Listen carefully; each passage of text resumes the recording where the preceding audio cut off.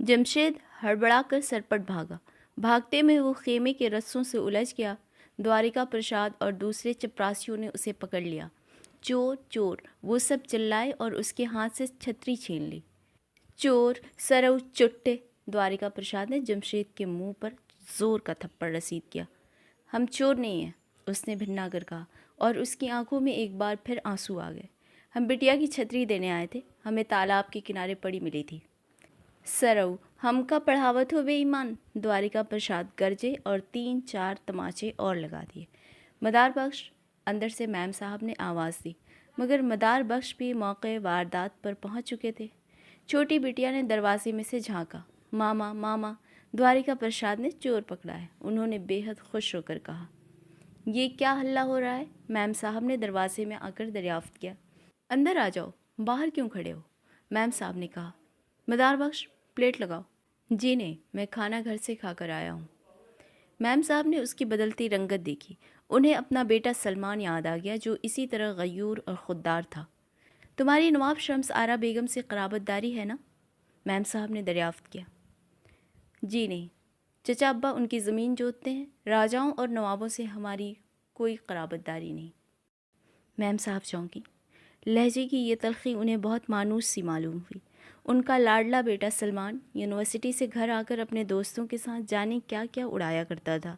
जागीरदार तबका, बरतानवी इस्तेहसाल, ज़रई इनकलाब, नाकाबिले फ़हम अल्फाज और इस्तिलाहात। कहीं पढ़ते हो? कानपुर में पढ़ते हैं, 2nd ईयर में। शाबाश, अब इजाज़त दीजिए, कॉफ़ी तो पी लो। कॉफ़ी उसने आज तक न पी थी। जी नहीं, उसने मजबूती से जवाब दिया। हमारा घर गांव के आखिरी सिरे पर है, पहुंचते पहुंचते बहुत रात हो जाएगी। अच्छा, आदाब अर्ज़। इतना कहकर वो खेमे से निकला और तारीकी में गायब हो गया। घर पहुंचकर वो दबे पांव दालान में दाखिल हुआ। बराबर छोटे से दालान में बराबर बराबर 4 पाइयों पर तीनों भाई सो रहे थे। चची अम्मा और मंजूरुन्निसा दूसरी तरफ तख्त पर फर्रुखाबादी छापे के मैले मैले लिहाफों से मुंह ढांपे खाबीदा थी। वो आहिस्ता से जाकर अपनी खाट पर गिर गया और पतला सा लिहाफ ऊपर तक खींच लिया। ज़्यादा सर्दी लगी तो अलगनी पर टंगी हुई लुई भी लिहाफ पर डाल ली और टांगे सुकेड़ के करवट के बल गुड़ी मुड़ी होकर सो गया। तहज्जुद के वक्त शाह मनव्वर अली उठे, अंधेरे में टटोलते टटोलते उसके सरहाने आए। कुछ पढ़कर उसके माथे पर दम किया, अपने तकिए के नीचे से निकालकर एक तावीज़ उसके बाजू पर बांधा और फिर जाकर अपनी चारपाई पर पड़ रहे। उसकी आंख खुल गई थी, मगर वो दम साधे लेटा रहा और उसका जी चाहा कि खूब रोए। कुछ देर बाद चची अम्मा उठी और उन्होंने लालटेन जलाई। मंजूरुन्निसा भी फ़ौरन उठ बैठी। दोनों माँ बेटियाँ दुलाई सर से ओढ़कर बावर्ची खाने की तरफ चली गईं और वहाँ उन्होंने जमशेद के सफ़र के लिए नाश्ता तैयार करना शुरू किया। वो फिर ऊँघने लगा। सुबह काजिब के वक्त मुर्ग ने सहन की दीवार पर जाकर अजान दी। वो हड़बड़ा कर उठ बैठा। उसके पास घड़ी नहीं थी। उसने जल्दी से अंधेरी घुप कोठरी में जाकर अपना टीन का बक्स निकाला, दरी में बिस्तर लपेटा और दर में जाकर आहिस्ता से आवाज़ दी, मंजूरिया, हमारे चप्पल कहाँ हैं? मंजूरुन्निसा भागी भागी आई, दालान की दीवार पर टंगी हुई तेल की डिबिया रोशन की, मचान पर से चप्पल उतारे, उसका कोट लाई, खूंटी पर से उसका मफलर उतार कर दिया, मुंह धोने के लिए गर्म पानी लेकर आई और लोटा और बेसनदानी तख्त के किनारे रख दी। चची अम्मा ने नाश्तादान भरकर तख्त पर रखा और चाय बनाने के लिए फिर बावर्ची खाने में चली गई। भैया, तुम्हारे लिए पूरी हम खुद बनावा है, मंजूरुन्निसा ने कहा। अच्छा। जमशेद ने जूतों के फीते बांधते हुए ज़रा मुहब्बत से उसे देखा और उसका दिल पसीज गया। बेचारी बदनसीब लड़की, उसने दिल में कहा। डेवड़ी पर आकर गोबिंदवा ने आवाज़ लगाई। उसके बाप और चचा जाग उठे। चची ने उसके बाजू पर इमाम जामिन बांधा। वो गोबिंदवा के यक्के पर बैठकर रेलवे स्टेशन की तरफ रवाना हो गया। चने के खेतों पर कोहरा डोलता था और चांद की रोशनी फीकी पड़ चुकी थी। बहुत दूर कलेक्टर साहब के कैंप में इक्का दुक्का रोशनियां टिमटिमा रही थीं। दरिया पार से रेल की सीटी की आवाज़ सुनाई दी। आम के बागात, खानका, तालाब, हनुमान जी का मंदिर, झींगा पासी का झोपड़ा, बड़े अब्बा, चचा अब्बा, चची अम्मा, मंजूरुन्निसा, یہ سارے ہیولے پیچھے ہٹتے ہوئے ایک بڑے دھندلکے میں غائب ہو گئے۔ اس رات کیمپ سے واپس آ کر اس نے طے کر لیا تھا کہ وہ کانپور لوٹ کر جی توڑ کر محنت کرے گا، فرسٹ ڈویژن لائے گا، مقابلے کے امتحان پاس کرے گا، اور ایک دن اس کے نام کے آگے لکھا جائے گا SJ علی ICS۔ پھر جب میں محمد گنج آؤں گا تو کسان کہیں گے جنٹ صاحب دورے پر آئے ہیں، جنٹ صاحب، کلکٹر صاحب، کمشنر صاحب۔ کچے راستے پر یکے کو زور کا دھچکا لگا۔ اس نے جلدی سے یکے کا ڈنڈا پکڑ لیا اور دوسرے ہاتھ سے کوٹ کی جیب میں سے پاسنگ شو کی ڈبیا اور ماچس نکالی۔ جب اس نے ماچس جلائی تو گوبندوا نے مڑ کر اسے دیکھا۔ ای کا کرت ہو، اس نے صدمے سے کہا۔ گھر پہ نہ بتانا گوبند چاچا، جمشید نے بڑی لجاجت سے درخواست کی۔ ICS کے سارے خواب گوبندوا کی تیوری پر بل دیکھ کر پل کی پل میں ہوا ہو گئے۔ اچھا نہ کہبا، مل سہرن مارا کہ ای سب نہ سیکھو۔ گوبندوا نے مریل گھوڑے کو دوبارہ چابک لگائی۔ چلت نہیں سسور، تو کا سرگٹ چاہیے۔ جمشید نے ایک طویل کش لے کر ناک سے دھواں نکالا۔ اتنے میں سامنے سے گوبردھن چاچا آتے دکھائی دیے۔ وہ کندھے پر ہل رکھے بیلوں کی جوڑی ہکاتے اپنے کھیت کی طرف چلے جا رہے تھے۔ جمشید نے گھبرا کر سگریٹ مٹھی میں چھپا لیا۔ گوبر چاچا نے اگر دیکھ لیا تو یکے سے اتار کر 50 جوتے لگائیں گے اور گنیں گے ایک نہیں۔ گاؤں میں کس قدر دقیانوسیت ہے، اس نے شدت کی جھنجھلاہٹ کے ساتھ سوچا۔ ہندوستان کے گاؤں، ہاں ہاں، ہندوستان کے گاؤں۔ اسے معلوم نہ تھا کہ اس صبح وہ تقریباً آخری بار اپنے گاؤں سے جا رہا تھا۔ اس کے بعد وہ کبھی اس طرف محمد گنج نہ آئے گا، اس طرح گوبندوا کے یکے پر نہ بیٹھے گا۔ گوبردھن چاچا سے خائف ہونے کی ضرورت اسے پھر کبھی محسوس نہ ہوگی۔ کانپور پہنچ کر وہ اپنے گھر کی سیڑھیوں پر چڑھا۔ سامنے گلی کی دیوار پر بھابھی اور پکار فلموں کے اشتہار اور کانگریس کے جلسے کے پوسٹر لگے تھے۔ بیٹھک کے دروازے پر چیک پڑی تھی۔ اندر اینٹوں کی فرش پر ایک میز اور موکلوں کے لیے 3-4 کرسیاں رکھی تھیں۔ کونے میں قانون کی موٹی موٹی گرد آلود کتابیں الماری کے تختوں پر چنی ہوئی تھیں۔ ایک دیوار پر سید اختر علی کی تصویر لگی ہوئی تھی جس میں وہ BA LLB کا گاؤن پہنے کیمرے کو بڑے غور سے دیکھ رہے تھے۔ باقی دیواروں پر سر سید احمد خان اور تاج محل کی تصاویر آویزاں تھیں۔ پنجتن پاک کے نام اور کلمے اور فاتور دایا اول الابصار فریموں میں لگے تھے اور مدینہ منورہ کا ایک کیلنڈر لٹک رہا تھا۔ ایک کونے میں تذکرے غوثیہ کی جلد اور نظام المشائخ، دین و دنیا اور مدینہ کے فائل دھرے تھے۔ سلطان الہند خواجہ غریب نواز رحمۃ اللہ علیہ کی درگاہ کی ایک بڑی سی تصویر کارنس پر رکھی تھی۔ کئی برس قبل سید اختر علی نے اپنے حصے کے کھیت بیچ کر کانپور میں یہ مکان خریدا تھا اور پریکٹس شروع کی تھی۔ جمشید میلا سا سوتی پردہ اٹھا کر زنان خانے میں گیا۔ اندر پتلے اور لمبے کمرے کے چاروں دروازے دالان میں کھلتے تھے۔ کمرے میں اس کے تینوں چھوٹے بہن بھائیوں کی چارپائیاں بچھی تھیں۔ اس کی اپنی چارپائی کے سرہانے اس کی میز لگی تھی جس پر اس کی کتابوں کا انبار تھا، جن پر اخبار اور بعض تصویر رسالوں کے کاغذوں کے کور چڑھے ہوئے تھے، اور کڑھے ہوئے میلے میز پوش پر سیاہی کا بڑا سا دھبا لگ گیا تھا۔ ایک کونے میں اس کی سائیکل کھڑی تھی۔ اس کی اماں صلے میں مبتلا دالان میں لیٹی تھی۔ چھوٹی بہن عالیہ باورچی خانے میں تھی۔ جمشید نے اسباب ایک چارپائی پر رکھا اور دالان کے تخت پر بیٹھ کر جوتوں کے فیتے کھولنے لگا۔ بھیا، گاؤں سے روپے لائے؟ عالیہ کی آواز پر وہ چونکا۔ روپے؟ ابا نے کہا تھا کہ چچا ابا سے لے کر روپیہ بھیجیں گے، ان کو گئے اتنے دن ہو گئے۔ چھٹیوں میں تم بھی چلے گئے، یہاں سب پڑوسیوں کا قرضہ چڑھ گیا ہے۔ نہیں، ہم روپے نہیں لائے، مگر ابا کو جلد نوکری مل جائے گی شاید، ورنہ ہم کالج چھوڑ کر خود نوکری کر لیں گے۔ ارے ارے، روتی کیوں ہے گدھیا؟ اس نے عالیہ کے سر پر ہاتھ پھیرا۔ اماں نے جو برسوں سے پلنگ پر پڑے پڑے حد سے زیادہ چڑچڑی اور بدمزاج ہو گئی تھیں، حسب معمول چیخنا، چلانا اور کھانسنا شروع کر دیا۔ جمشید تخت کے کنارے چپ چاپ بیٹھا رہا۔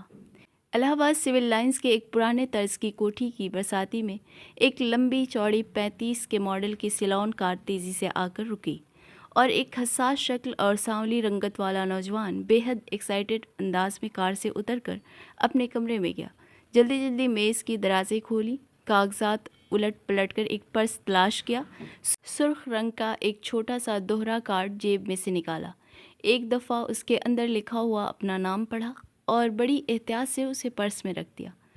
ملازم ڈاک لے کر آیا، ماما کی لکھائی لفافے پر دیکھ کر وہ محبت سے مسکرایا اور خط پڑھنا شروع کیا۔ ہم دورہ ختم ہوتے ہی سیدھے الہ آباد آ رہے ہیں، اب تمہیں ICS کے امتحان کی تیاری کرنا ہے۔ ہماری عدم موجودگی میں نیازی بیگم تمہارے کھانے پینے کا بالکل خیال نہیں رکھتی، اب تم ماشاء اللہ سے۔ خط ختم کر کے اس نے واپس لفافے میں رکھ دیا اور اداسی سے مسکرایا۔ پھر وہ دریچے میں جا کر کھڑا ہوا اور سگریٹ جلا کر سوچنے لگا، ہم بابا اور ماما کو یہ اطلاع کن الفاظ میں دیں کہ ہم ان کی ساری درخشاں امیدوں پر پانی پھیرنے والے ہیں۔ محمد گنج کی خانقاہ کی منڈیر پر بیٹھ کر سید مظہر علی نے خط شکست میں پوسٹ کارڈ لکھنا شروع کیا۔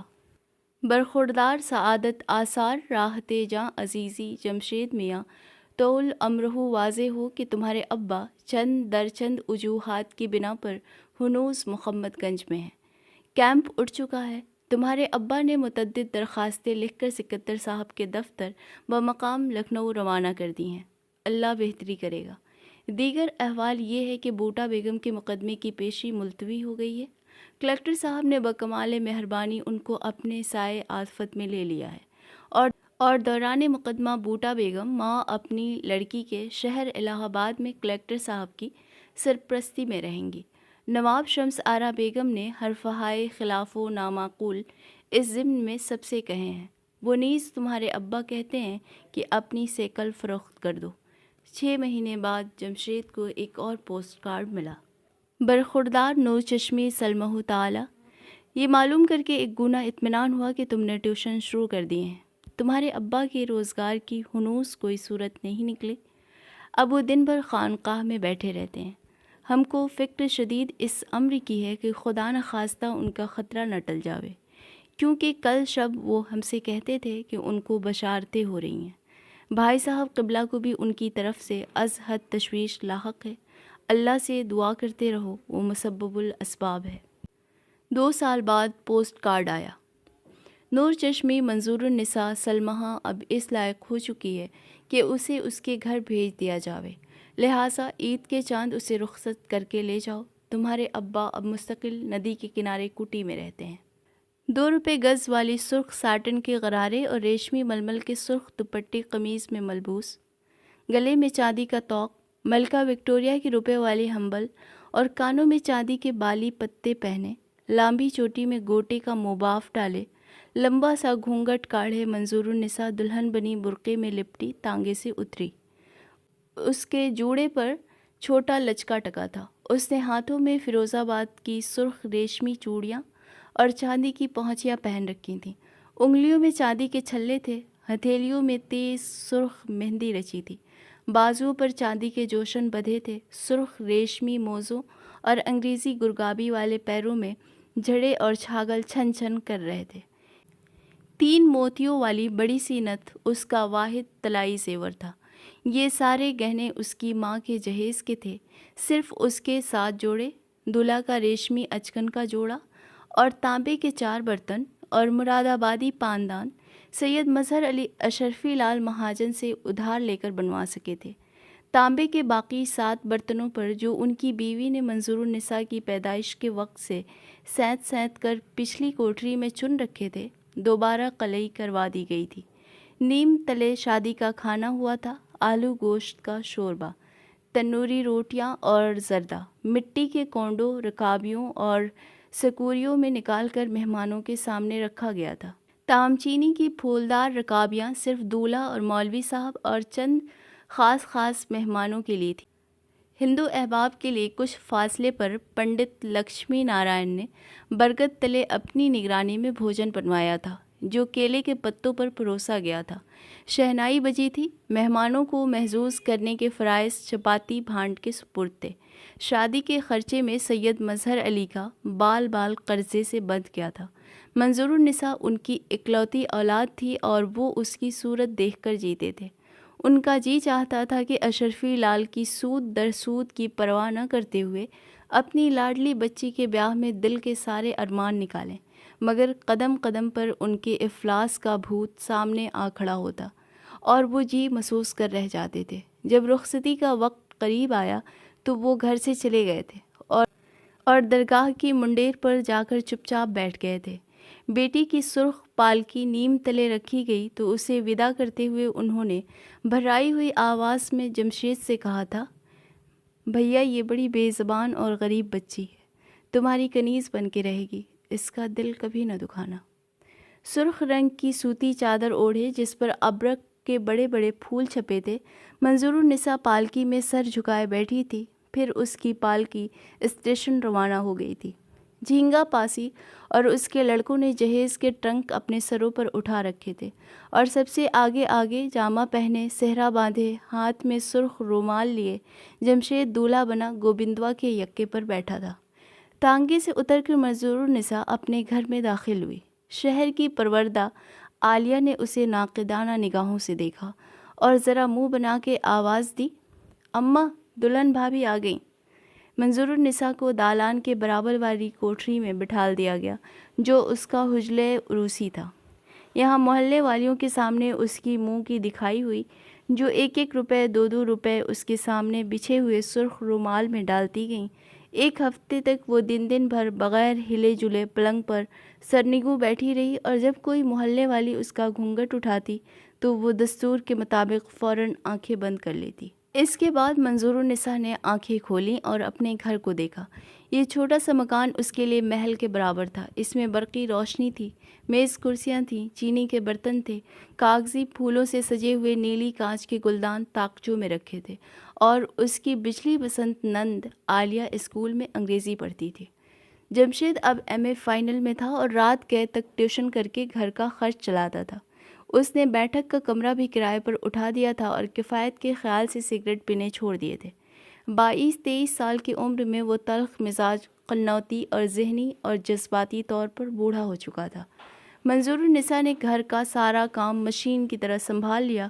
وہ دونوں وقت کا کھانا پکاتی، بڑی لگن سے ساس کی تیمارداری کرتی، ان کی جھڑکیاں اور طعنے سنتی، دیوروں کی خاطر کرتی اور عالیہ سے مروب رہتی۔ جمشید اس سے سیدھے منہ بات نہ کرتا، مگر اسے اس کا کوئی غم نہ تھا۔ اس کا فرض اپنے شوہر کی خدمت کرنا تھا اور وہ اپنے شوہر کی پرستش کرتی تھی۔ لیکن جب وہ پہلوٹی کے بچے کی پیدائش کے لیے محمد گنج گئی تو اس کے بعد جمشید نے اسے کانپور واپس نہ بلایا۔ اس نے سید مظہر علی کے تشویشناک اور بعد میں المناک خطوں کا جواب دینا بھی چھوڑ دیا۔ جنگ شروع ہوئے 3 سال گزر چکے تھے۔ وہ ملٹری اسٹورز کے محکمے میں حوالدار کلرک ہو گیا۔ سال بھر میں اسے ترقی مل گئی اور وہ شہر کا مکان کرائے پر اٹھا کر گھر والوں سمیت چھاؤنی کے ایک کشادہ اور ہوادار کوارٹر میں منتقل ہو گیا۔ اب وہ 400 روپے ماہوار پاتا تھا اور گھر میں کینٹین کے سامان کی ریل پل تھی۔ آنکھوں کی کمزوری کی وجہ سے وہ ایمرجنسی کمیشن میں درخواست نہ دے سکتا تھا، جس کا اسے بے حد افسوس تھا۔ اسی زمانے میں اس نے سگریٹ کا پورا ڈبہ رات بھر میں پھونک ڈالنے کے بعد منظور النساء کو طلاق لکھ بھیجی۔ جب منظور النساء کے ہاں لڑکی پیدا ہوئی تھی تو سید اختر علی کو ان کی کوٹھی سے پکڑ کر منگوایا گیا تھا اور انہوں نے پوتی کے کان میں اذان دی تھی۔ شاہ منور علی نے انگنت دعائیں پڑھ کر بچی پر پھونکی تھیں۔ محلے کی عورتوں نے چاول کے کھم بنا کر اور گلگلے تل کے خدائی رات منائی تھی۔ نیم تلے چپاتی بھانڈ نے نقلیں دکھائی تھیں اور گاؤں کی البیلی پاتر حشمت ٹھمکی لگا لگا کر کھس کے ڈیل الاپتی سید مظہر علی کے نزدیک پہنچی تھی، جو احباب کے ساتھ کھاٹ پر بیٹھے حقہ پی رہے تھے اور نواسی کی پیدائش کی خوشی میں انہوں نے بڑے رومال کی گرہ سے 2 روپے نکال کر اسے دیے تھے۔ اندر صحن میں جھینگا پاسی کی عورت گھونگھٹ کاڑ کے اور کمر پر ہاتھ رکھ کے ناچی تھی۔ حیدری ڈومنی اور اس کی بہنوں نے جچا گیریاں گائی تھیں، اور چونکہ منظور النساء بچی کی پیدائش میں مرتے مرتے بچی تھی، اس لیے چند روز بعد شکرانے کے طور پر بی بی کی سنہک بھی کی گئی تھی۔ جب بچی کا عقیقہ ہوا تو نانا نے اس کا نام فرحت النساء بیگم رکھا۔ شاہ منور علی نے اسے گنڈے تعویذوں سے لاد دیا۔ صحن میں ڈھولک رکھی گئی اور منظور النساء آنکھ کے نشے کا فالسئی جوڑا پہنے بچی کو گود میں لیے چارپائی پر بیٹھی سہیلیوں کو حسب معمول کانپور کے شہر کی حیرت ناک قصے سناتی رہی۔ سڑکوں پر ٹن ٹن کرتی ریلیں چلت ہیں۔ یہ بڑے بڑے کارخانے رات کو آنگن میں سو، صبح کو دھواں دھار اٹھو۔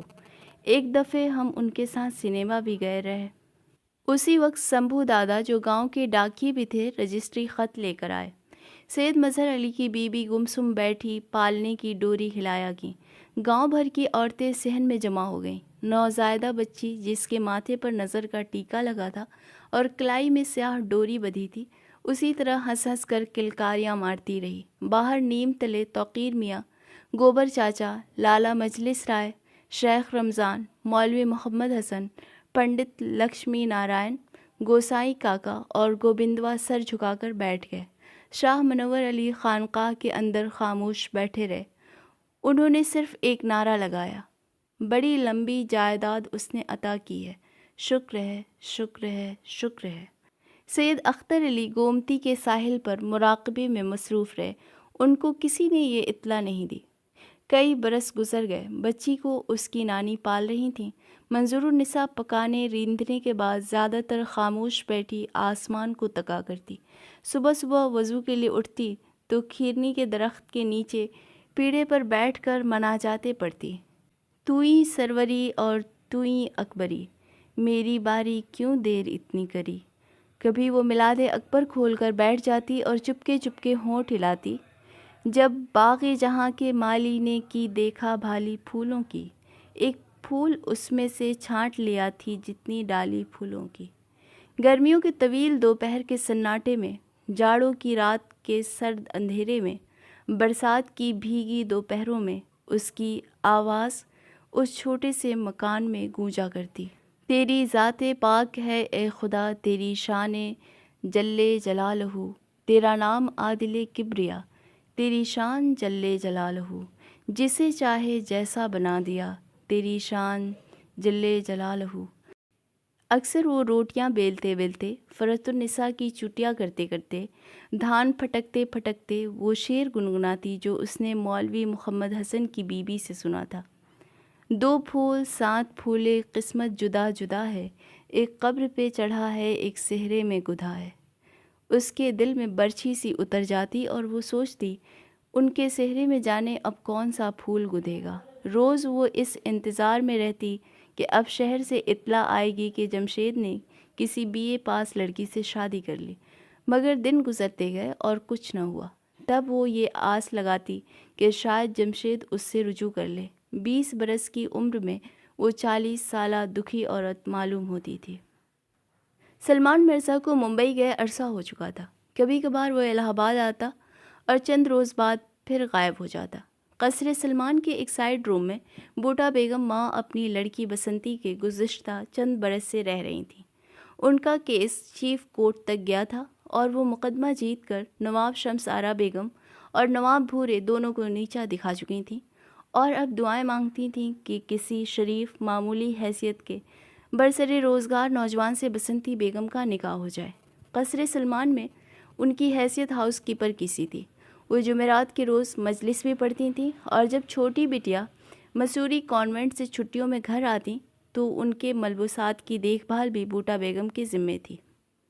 وہ اٹھتے بیٹھتے کلکٹر صاحب کو دعائیں دیا کرتی تھیں۔ کلکٹر صاحب ریٹائر ہو چکے تھے اور اپنے کمرے میں آرام کرسی پر نیم دراز تصوف کی کتابیں پڑھا کرتے تھے۔ بسنتی بیگم اسکول جاتی تھی اور واپس آ کر سائڈ روم میں بیٹھی آبی رنگوں سے تصویریں بناتی رہتی تھی۔ جس روز اسکول کی سالانہ نمائش میں اسے نقد 100 روپے آرٹ کا پہلا انعام ملا، بوٹا بیگم سجدے میں گر کر دیر تک رویا کی۔ مدتوں بعد پہلی مرتبہ ان کے ہاتھ میں 100 روپے آئے تھے۔ ان کا چھوٹا موٹا زیور، گاؤں کی 3 بیگھ زمین، محمد گنج کا آبائی مکان، سارا اثاثہ مقدمے کی نظر ہو چکا تھا۔ اب میم صاحب ان کو 20 روپے ماہوار تنخواہ دیتی تھیں۔ پان تمباکو کا خرچہ، بسنتی بیگم کے اسکول کی فیس، کتابیں، اس کے کپڑے لتے، یہ سب بھی میم صاحب نے اپنے ذمے لے رکھا تھا۔ دونوں وقت کا کھانا بوٹا بیگم، بسنتی اور سلمان کی بوڑھی انا نیازی بوا کے لیے پچھلے برآمدے کے تخت پر چن دیا جاتا تھا۔ عشاء کی نماز کے بعد اکثر بوٹا بیگم اپنے جواں مرگ بیٹے کو یاد کر کے تڑپا کرتی اور آنسوؤں سے ان کی سجدہ گاہ تر بتر ہو جاتی۔ محرم کے دنوں میں وہ علموں کی بلائیں لیتی، تازیوں کی دھول آنکھوں سے لگاتی اور جناب علی اصغر کے گہوارے اور ذوالجناح کے سامنے کھڑے ہو کر بلک بلک کر دعائیں مانگتی، یا مولا، یا مشکل کشا، یا سید الشہداء، یا امام مظلوم علیہ السلام، بسنتی کا نصیبہ کھول دیجیے، بسنتی کو عزت آبرو کے ساتھ کہیں ٹھکانے لگا دیجیے۔ اس وقت 100 روپے کا نوٹ بسنتی نے ان کو لا کر دیا تو انہیں فریری سی چڑھی۔ یہ کثیر رقم ان کی دکھیاری بیٹی کی صلاحیت اور محنت کا صلہ تھا۔ یا الہی اس کا مقدر اچھا کر۔ آنند موہن گھوش اسکول کی ہیڈ مسٹریس کا چھوٹا بھائی تھا۔ نمائش میں بسنتی بیگم کی تصاویر دیکھنے کے بعد اس نے ایل ایم سین کو لکھا، اگر میں آپ سے یہ کہوں کہ میں نے ایک تقریباً جینیس کو ڈسکور کیا ہے تو آپ کو یقین نہ آئے گا۔ اگلی مرتبہ لکھنؤ آرٹ اسکول کے پرنسپل ایل ایم سین جب الہ آباد آئے تو مس ریبا گھوش نے اپنی ہونہار طالب علم کو ان سے ملوایا۔ آئندہ سال میٹرک کے بعد بسنتی بیگم سرکاری وظیفے پر لکھنؤ آرٹ اسکول میں داخل ہو گئی۔ ابھی وہ 3rd ایئر میں ہی تھی کہ بوٹا بیگم سخت بیمار پڑی اور اسے الہ آباد واپس آنا پڑا۔ یہاں وہ کالج میں داخل ہو گئی اور اس نے اپنے آپ کو بسنتی بیگم کہلوانا ترک کیا، کیونکہ یہ نام اس کے شدید دکھی بچپن کی یادگار تھا۔ ایف اے کے بعد وہ اپنے پرانے اسکول میں ڈرائنگ ٹیچر ہو گئی۔ اس نے بوٹا بیگم سے کہا، میں 13 برس کی عمر سے دھکے کھا رہی ہوں، 7 سال سے ہم لوگ اس محل میں رہ رہے ہیں، مجھے مفت کے ٹکڑے توڑتے اب شرم آتی ہے۔ مجھے 125 ماہوار کی نوکری مل گئی ہے، شام کے وقت میں ٹیوشن بھی کروں گی اور شہر میں مکان لے کر رہوں گی، سامان باندھ لیجیے۔ اکیلی بٹیا کیسے رہی ہو؟ بوٹا بیگم نے بھوچکی ہو کر پوچھا۔ اماں، اس نے اکتا کر بحث قطعی طور پر ختم کرتے ہوئے جواب دیا، میں وہ بسنتی بیگم نہیں ہوں جسے نواب بھورے کے سپاہی اٹھا کر لے گئے تھے، اور دوسری بات یہ کہ میں اکیلی نہیں ہوں، ملک کے سارے عوام، سارا محنت کش طبقہ میرے ساتھ ہے۔ اس نے آنند موہن گھوش کے الفاظ دہرائے جس نے اس سے بے حد جوشیلے انداز میں کہا تھا، سوریا، دیش کی ساری جنتا، ساری ورکنگ کلاس تمہارے ساتھ ہے۔ بوٹا بیگم کے پلے کچھ نہ پڑا، یہ نئی حیرت انگیز بسنتی کیا کہہ رہی ہے۔